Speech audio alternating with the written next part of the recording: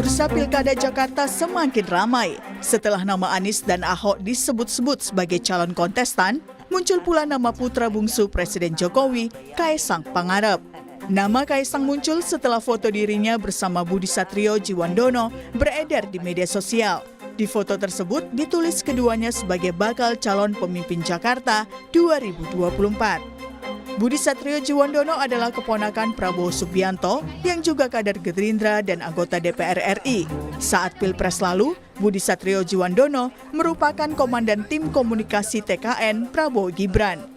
Wakil Ketua Umum Partai Gerindra Habibur Rahman menyebut, poster Budi Satrio dan Kaesang muncul karena aspirasi masyarakat.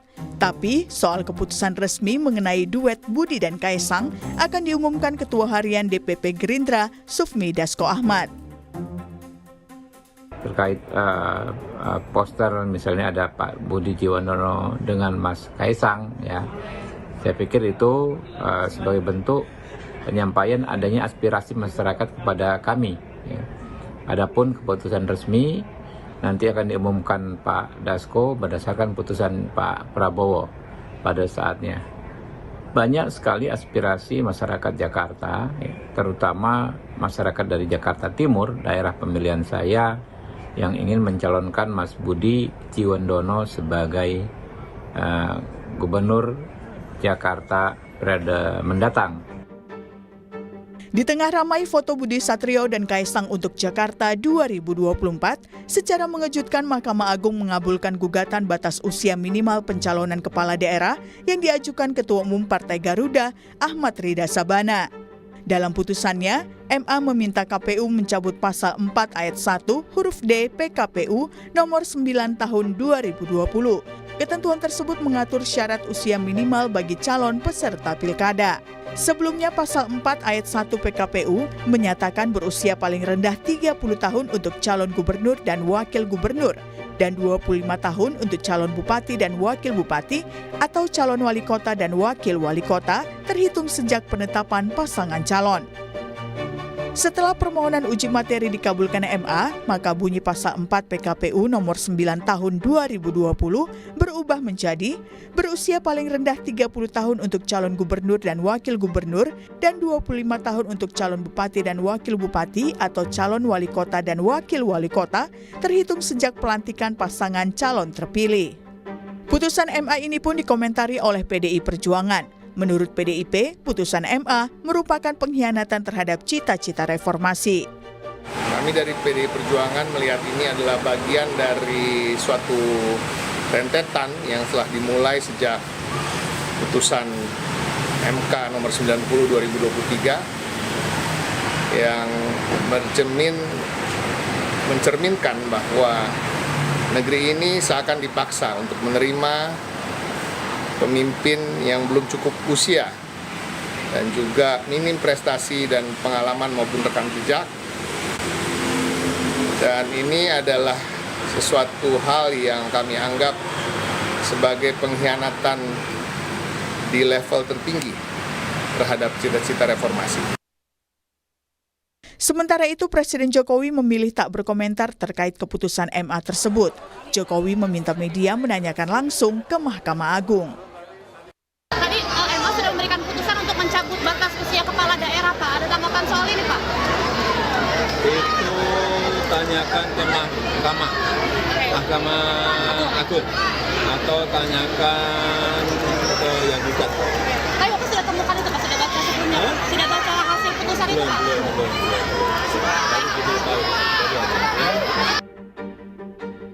Lalu akankah duet Budi Satrio Djiwandono dan Kaesang Pangarep akan terwujud? Siapkah keduanya bersaing dengan Anies di Pilkada Jakarta? Tim Liputan, Kompas TV. Mahkamah Agung mengabulkan gugatan mengenai batas usia di pemilihan kepala daerah. Yang mengejutkan, putusan dikeluarkan hanya dalam waktu 4 hari sejak diajukan. Singkat sekali. Dan bersamaan pula dengan viralnya foto putra bungsu Presiden Joko Widodo Kaesang Pangarep dan Budi Satrio Djiwandono yang bertuliskan bakal calon pemimpin Jakarta 2024. Nah, benarkah MA mengubah aturan untuk membuka jalan bagi Kaesang Pangarep melaju di Pilkada Jakarta?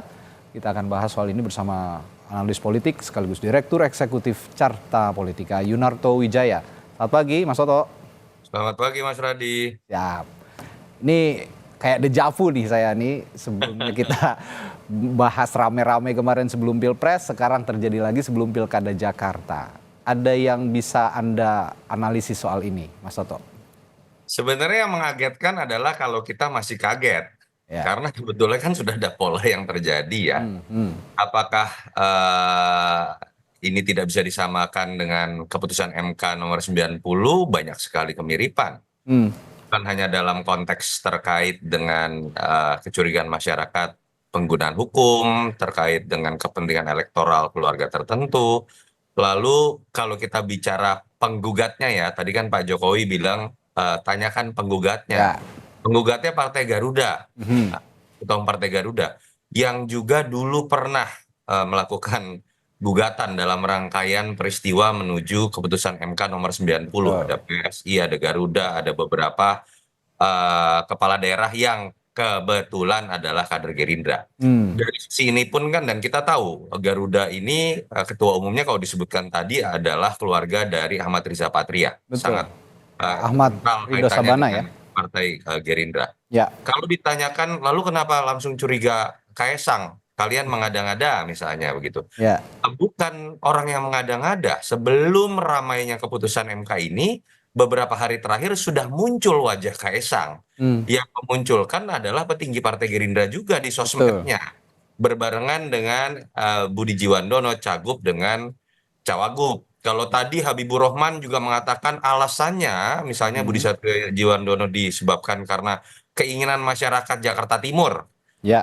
Saya kok yakin tidak ya, karena Budi ini bukan dapil Jakarta Timur. Dapil Jakarta Timur itu Habib.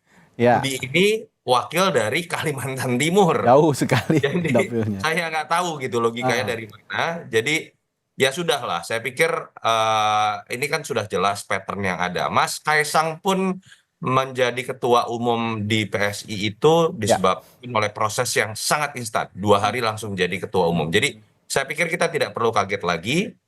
Dan silahkan kalau Mas Kaesang mau maju sekalian gitu, saya pikir jangan nanggung. Ada Mas Ngobi maju, ada Mas Gibran maju, ada Mas Kaesang maju, dan ya sudah, biarkan masyarakat yang kemudian menilai, termasuk kita akan menguji masyarakat Jakarta yang katanya paling rasional, Betul. apakah bisa menerima pasangannya atau tidak. Ngomong-ngomong masyarakat Jakarta yang paling rasional, saya juga agak sepaham dengan Mas Toto, karena ini berkaca dari Pilpres dan Pileg lalu saja tidak sejalan lah ya dengan apa yang terjadi di beberapa provinsi lain begitu, mulai dari Jawa Tengah, Jawa Timur, Jawa Barat begitu. Hanya Jakarta saja kalau saya lihat kemenangan bukan pada sosok Prabowo Subianto dan Gibran Rakabuming Raka. Bahkan di pemilu legislatif juga pemenangnya bukan PDI Perjuangan melainkan Partai Keadilan Sejahtera. Ini khusus untuk Jakarta. Saya mau bicara juga ini saya akan tanyakan ke Mas Toto, apa sih sebenarnya yang ada di benak masyarakat Jakarta hari-hari ini ketika melihat rangkaian ya, kita melihat satu rangkaian Pilpres dan sebentar lagi nanti menghadapi Pilkada Jakarta, Mas Toto. Iya, pertama memang Pilkada DKI ini selalu membuat kejutan. Kalau kita ingat di 2012 dan 2017, 2012 orang menjagokan Foke. Siapa yang menyangka kemudian Wali Kota Solo maju dan mengalahkan tokoh-tokoh nasional, termasuk incumbent Foke. 2017 juga siapa yang menyangka Ahok bisa kalah. Ya. Dan siapa yang menyangka Anies, mantan menterinya Jokowi, kemudian tiba-tiba maju.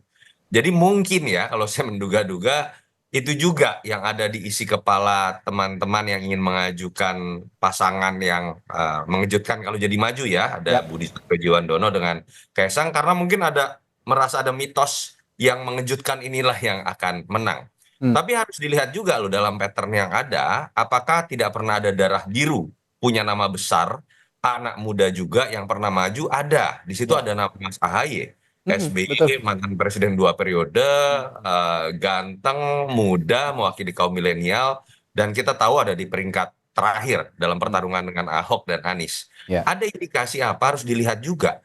Jangan-jangan munculnya darah biru itu kan modal yang paling dimiliki ya oleh Budi dengan Kaesang, ponakan Prabowo dengan anaknya Jokowi. Belum tentu kalau di Jakarta itu menjadi faktor yang bisa menguatkan, bisa jadi malah itu akan melemahkan. Apalagi kalau lawannya adalah Anies Baswedan.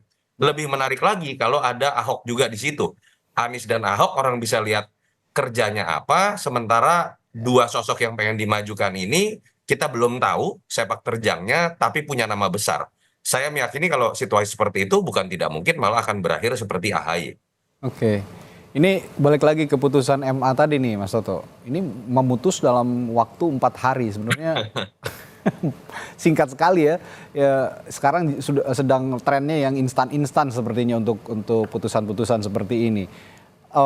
Memang biasa kalau memang dilihat putusan-putusan ini muncul di tahun-tahun politik, melihat tren yang serba singkat, serba instan tadi itu, Mas Toto. Kalau buat saya begini, bukan hanya masalah instan saja ya. Ada beberapa hal yang kalau dalam logika awam, saya nggak mau mengatasnamakan hukum karena saya bukan orang hukum. Betul, ya. Ini dari kacamata politik saja. Agak janggal. Pertama, ketika Partai Garuda yang memunculkan lagi, dan kita tahu banyak sekali pembahasan bahwa Partai Garuda dianggap sebenarnya sangat dekat dengan Gerindra. Di situ kan ada potensi konflik of interest, seperti yang pernah terjadi misalnya pada rangkaian keputusan MK yang kontroversial kemarin. Ya. Yang kedua, kalau kita bicara mengenai PKPU yang sudah menyertakan tadinya terkait usia 30 tahun itu adalah pada saat penetapan calon. Iya, penetapan. Dan kemudian sekarang diganti terminologinya menjadi pada saat dilantik. Itu menurut saya jadi menarik. Logika awam saja, PKPU itu kan menjabarkan mengenai penyelenggaraan pemilu. Iya. Harusnya tidak salah ketika itu lebih menjabarkan proses pencalonan. Bukan proses pada saat sudah dilantik dan akan menjabat. Itu logika yang kedua. Ya. Yang ketiga, kalau kita mau bandingkan dengan keputusan MK 90, keputusan MK 90 itu jauh lebih banyak memberikan ruang buat anak-anak muda. Kalaupun mau itu jadi alasan ya. Karena itu kan hanya batasan usia 35 tahun misalnya, atau dengan terminologi pernah jadi bupati, wali kota, dan lain-lain. Yang ini menarik loh Mas Radi. Ya. Yang membedakan hanya tadinya yang tanggal lahirnya itu sesudah 27 Agustus 94 itu nggak bisa maju. Iya. Karena pendaftaran calon 27 Agustus. Betul. Sekarang yang bisa maju itu sampai kemudian katakanlah bulan akhir atau akhir Desember atau awal Januari 2025. Ya. Karena batasannya adalah pelantikan. Oke. Kok bisa kebetulan banget ya Mas Kaisang itu lahirnya 25 Desember 1994. Saya tidak tahu gitu ya. Tapi artinya kelonggaran yang diberikan oleh keputusan ini jauh lebih sempit dibandingkan keputusan MK tahun 2023 kemarin. Ini yang menyebabkan menurut saya tidak salah kalau orang curiga, ditambah sudah muncul poster terlebih dahulu sebelum munculnya keputusan MA. Tapi apakah Kaisang pasti maju? Saya belum yakin bahwa Kaisang pasti maju juga. Ya. Tapi andai kata tidak maju, ini menurut saya bukan didasarkan pada kesadaran tentang kode etik demokrasi. Mereka seperti akan lihat survei dulu. Kalau surveinya jelek, test walaupun water ya. MA udah dibuat, mungkin belum tentu maju. Iya. Ini kalau ngomong balik lagi soal aturan tadi yang diubah oleh Mahkamah Agung yang memerintahkan KPU untuk merubah PKPU tadi, ya secara hukum memang kita belum bisa menelaah ya, karena kita bicara dalam tataran politik gitu ya, ini legitimate atau tidak. Tapi secara politik memang logika nalarnya tidak masuk. Seperti yang dijelaskan Mas Toto tadi, bahwa ini kan pemilu, ini kan idealnya melihat syarat usia itu berdasarkan pencalonan ya, tahapan pencalonan, bukan pada saat pelantikan. Nah, saya ini dapat berita terbaru juga nih barusan, ternyata Budi Satrio Djiwandono ini baru saja mengatakan tidak akan maju nih, menyatakan tidak akan maju di Pilkada Jakarta. Ditugaskan oleh Pak Prabowo tetap berada di DPR, katanya begitu. Ini gimana nih? Ada dinamika yang baru lagi. Saya kok agak pesimis ketika pernyataan-pernyataan, ya ibaratnya begini, kalau sekarang trennya berubah. Kalau biasa kita masang sen kanan terus, tiba-tiba beloknya ke kiri begitu. Nah, seringnya begitu belakangan ini di iklim politik di Indonesia. Kalau Anda melihat pernyataan Budi Satrio ini bagaimana dengan kemarin yang sudah viral gitu fotonya bareng Kaisang? Ya, pilihannya dua ya kalau terkait dengan fenomena politik dinasti, memaju-majukan anak mantan presiden, anak presiden terpilih misalnya. Yang pertama ya katakanlah misalnya ada perbedaan pendapat ini, katakanlah memang jangan-jangan suaranya belum bulat misalnya. Ya. Pilihan kedua misalnya bisa juga ini sekedar testing the water. Secara tidak langsung nama Budi Satriojiwandono pengenalannya atau awareness-nya akan naik nih. Sekaligus testing the water juga, andai kata Mas Kaisang kemudian memang dimajukan di Jakarta, entah cagup atau cawagup, penolakannya seperti apa, penerimaannya seperti apa. Paling tidak ini kan sekarang jadi bahasa nasional begitu ya. Ya. Yang ketiga tidak mungkin juga ada fenomena belum tentu loh nama besar yang dipakai nih untuk memajukan ponakannya, anaknya itu 100% mau atau bermula dari ide-ide beliau-beliau ini. Saya sebut sajalah Prabowo atau Jokowi. Jangan-jangan nafsu besar ini lebih banyak muncul dari sekeliling bapak-bapak tersebut, entah Pak Prabowo atau Pak Jokowi. Ya.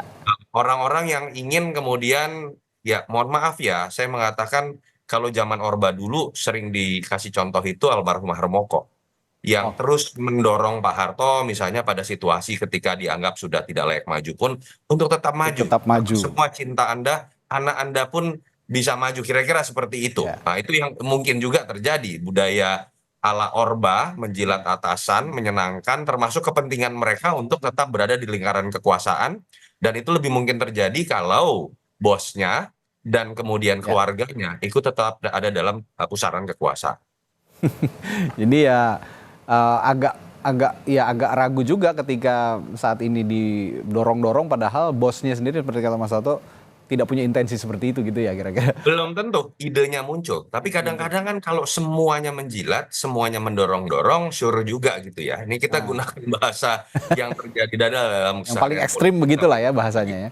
Betul. Nah, jika resmi diusung Gerindra ini kita berandai lagi nih ya, karena ya seorang Sufmi Dasko, ketua harian DPP Partai Gerindra begitu, yang punya posisi sentral gitu di Partai Gerindra ini kan sudah memasang foto ini di akun media sosial. Nah, jika resmi diusung, apakah Budi Satrio dan Kaisang ini pasangan yang akan menarik perhatian dan akhirnya dipilih warga Jakarta? Kira-kira menurut Anda juga kan sering menelaah begitu ya, bagaimana elektabilitas tokoh-tokoh yang berseliweran di Jakarta ini. Bagaimana nih Mas Toto? Kalau dalam survei-survei yang ada sebelum, tentu saja nama Budi Satriojiwandono saya yakin tidak ada satupun lembaga survei yang pernah memasukkan.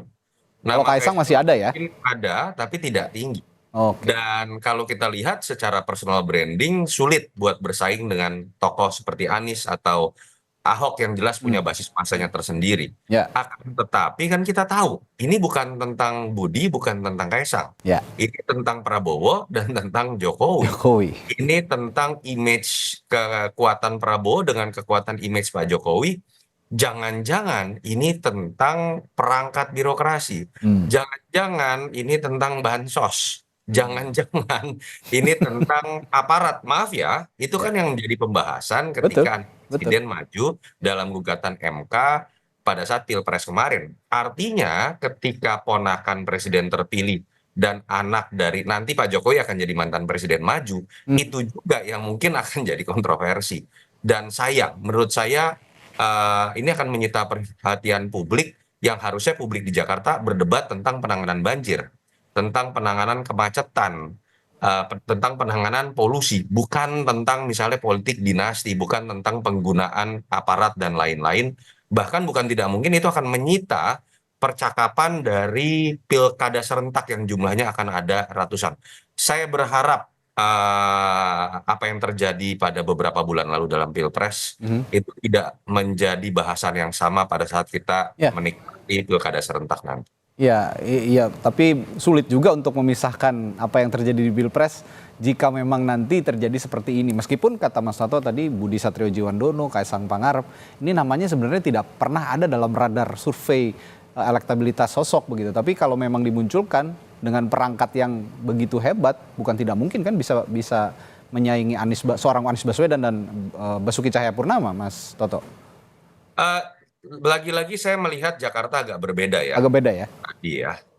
Apakah dan masyarakat... kalaupun dipaksakan itu akan sulit begitu ya?